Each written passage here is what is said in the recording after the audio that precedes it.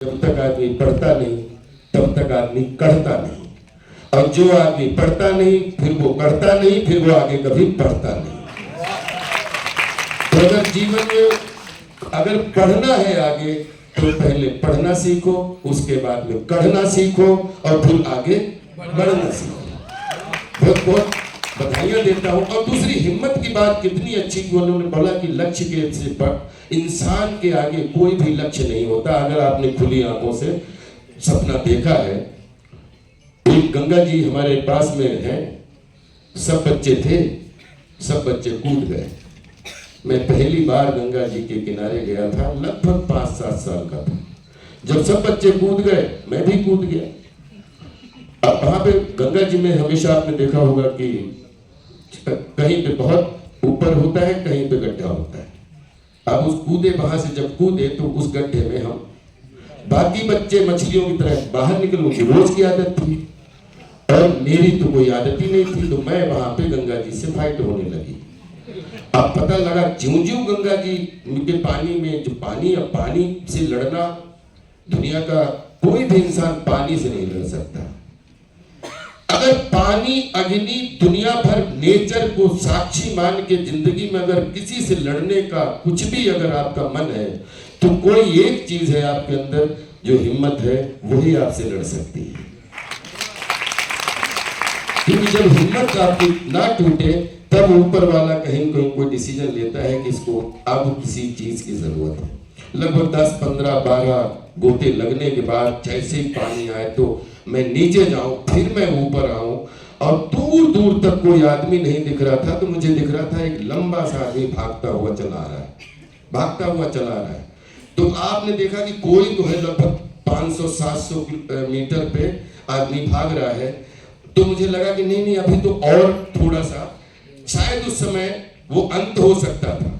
लेकिन एक का भागना, ऊर्जा का मिलना, उस चक्कर में 10-5 गोते और लगे, उनकी परवाह नहीं की, और एक बार उंगली हाथ में आई तो उसके बाद बेहोश भले ही हो गए, लेकिन जिंदा आज भी आपके सामने खड़े हैं।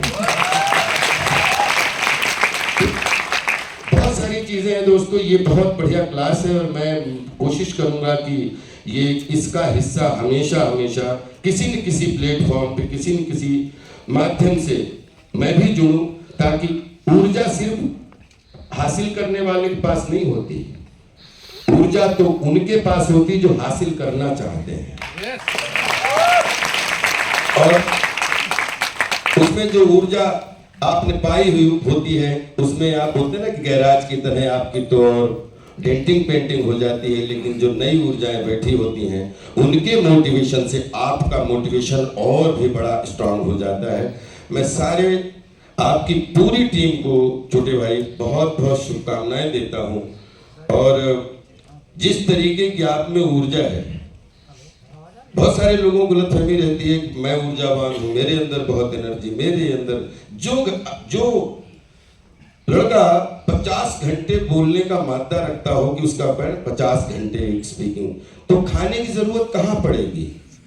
खाना तो उनको जरूरत पड़ती है जिनके पास कोई काम नहीं है। चलो यार कुछ नहीं, भूख लगी, खाना खा ले।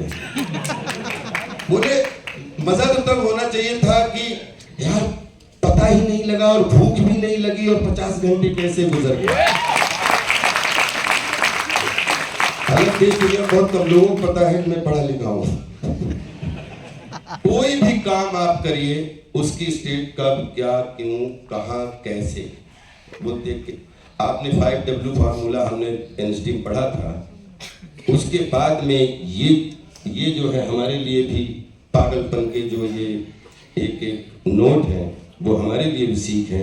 क्योंकि सीखने के लिए कोई उम्र का बंधन नहीं होता, आप किसी भी उम्र में, और आपने हो सकता है पिछले 40 साल आपने गंवा दिए हो और आप 60 साल के हो गए हो, आप रिटायर हो चुके हो, और उसके बाद में अगले 10 साल आप इतने सजा संवार सकते हैं कि पिछले 40 साल छोटे हो जाएं और अगले 10 साल अगले 400 साल का किसी को सपना नहीं मिलेगा।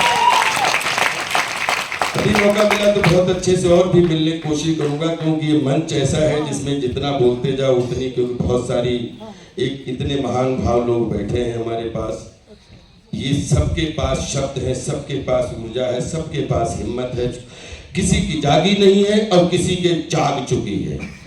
और जिस दिन ऊर्जा जाग जाती है, बोलते पॉजिटिव धनात्मकता जिस दिन जाग लेती है, जाग जाती है, तो उस दिन आप वृक्ष नहीं बनते हो। जिस दिन आपके अंदर बीज पैदा हो जाए कुछ भी सीखने का, और बीज क्या होता है? एक राहगीर जा रहा था, वो आम चचोड़ते जा रहा था, गुठली जब उसमें बिल्कुल रस नहीं बचा, उसने ऐसे फेंक दी, वो कूड़े पे जाके गिरी। इतनी गर्मी थी उसमें, वो पूरी जल गई ऊपर की। लेकिन जब बहुत ज्यादा ताप आता है तो विश्वास करिए समय बदलता है, उसके बाद बारिश आती है। और बारिश जैसे आती है, वो गुठली का ऊपर वाला जो है वो सड़ जाता है और गुठली निकल के उसी कचरे में दब जाती है, और वहीं से एक अंकुरित बीज पैदा होता है। जिस आम को खा के उसने फेंका था राहगीर ने, वो हजारों आम पैदा करने की ताकत वही है।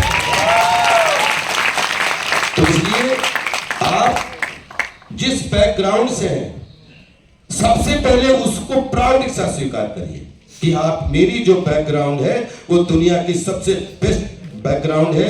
मेरी जो माँ है वो दुनिया की सबसे बेस्ट माँ है। मेरे जो पिता है वो दुनिया के बेस्ट फादर है। क्योंकि आप फादर चुन नहीं सकते, मदर आप चुन नहीं सकते। तो आपके लिए जो ऊपर वाले ने चुना है, साइंस ने नहीं चुना है। जो भी क्योंकि जन्म मरण तो किसी को पता नहीं है, लेकिन जो आपको मिला है, तो उसके लिए एक ही लाइन कहना चाहता हूं कि जन्म लेने के बाद और मरने से पहले जीवन के इस रंगमंच पर मरना जीना तो एक नाटकीय व्यवस्था है। इसके व्यवस्थापक मत बनो, हम तो इसके केवल पात्र हैं। पात्र बन के जियो। पात्र की पात्रता अपनी रखोगे तो पात्र दो तरीके के होते हैं, एक पात्र होता है, सुपात्र होता है। चुनाव आपके पास है। एक गाय गोबर देती है, उस गोबर के उपले बनते हैं, उपले कंडे। एक आप आते हैं, सब 4 कंडे खरीदते हैं। इससे ज्यादा साधारण उदाहरण मैंने अपनी जिंदगी में नहीं सुना। वो एक कंडा जाता है, वो एक चूल्हे में रोटियां सेकने लगता है, जलने लगता है। एक कंडा उसी से उठा के पंडित जी बोलते हैं कि हवन के लिए कंडे चाहिए, तो जाके हवन की रात बन जाता है। दूसरे दिन जब रात में आपने जिसकी रोटियां खाई, वहां भी राख होती है, और जहां हवन हुआ वहां भी राख होती है। राख दोनों को बनना है, चाहे कोई भी आदमी हो, चाहे कोई महान हो, चाहे कितना भी शैतान हो, राख तो दोनों को बनना है। अब पता लगा सुबह सुबह किसी ऐसी गंदगी सामने किसी ने कर दी और आपको वो अच्छी नहीं लग रही, तो आपने चूल्हे से राख उठाई और उसके ऊपर डाल दी और बाद में बोल दिया इसको झाड़ू लगा दे।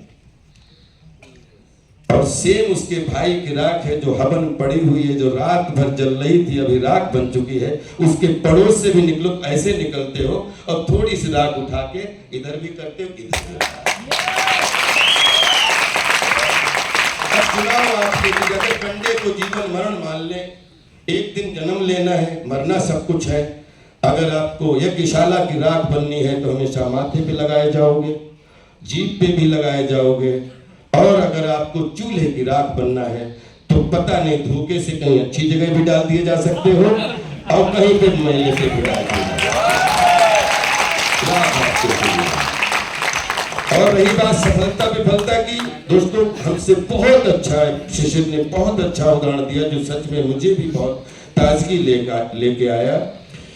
अखाड़े हैं दुनिया में, चाहे जीवन के अखाड़ों में 25 अखाड़े हैं। पढ़ाई का अखाड़ा, मोटिवेशन का अखाड़ा, इसका अखाड़ा, उसका अखाड़ा, तीर कमान का अखाड़ा, लड़ाई का अखाड़ा, मतलब जितने भी संतों का अखाड़ा, चाहे अखाड़े तो बहुत है। पहलवानों का अखाड़ा उदाहरण देना चाहता हूँ। एक पहलवान आता है खूब दूध पूध पी के, वो जैसे अखाड़े के अंदर आता है, एक छोटा सा पहलवान उसको एक दांव में सीधे चित कर देता है। तो उसको समझ में आता है कि सिर्फ ताकत से काम नहीं चलेगा, इसके लिए अगर अखाड़ा ज्वाइन करना है तो दांव पेच सीखने पड़ेंगे। फिर धीरे धीरे वो दांव पेच सीखना शुरू करता है। तो ये हमारा जो जीवन का अखाड़ा है, इसमें बहुत अच्छे दांव पेच हैं, और दांव पेच में या तो जीत होती है या हार होती है, तीसरा कुछ बना नहीं है जीवन में। जो आदमी अखाड़े से हार गया और बोला यार बहुत बेइज्जती हुई, आज हार गया, अब नहीं आऊंगा तुम्हारा। और जिसने हार को अपने गले में पहन लिया, दूसरे दिन आया फिर हार गया, फिर गले में पहन लिया, तीसरे दिन आया फिर हार गया, फिर गले में पहन लिया। अपने गले को हारों का हार बना दो। दुल्हन की तरह हार सजे होते, जैसे दुल्हन के गले में जो हार बहुत अच्छा लगता है, वैसे ही अगर अपने गले को हारों के हार से आपने सजा दिया तो विश्वास करिए इन्हीं हारों में से जीत के तिलक माथे पर लगते रहेंगे। और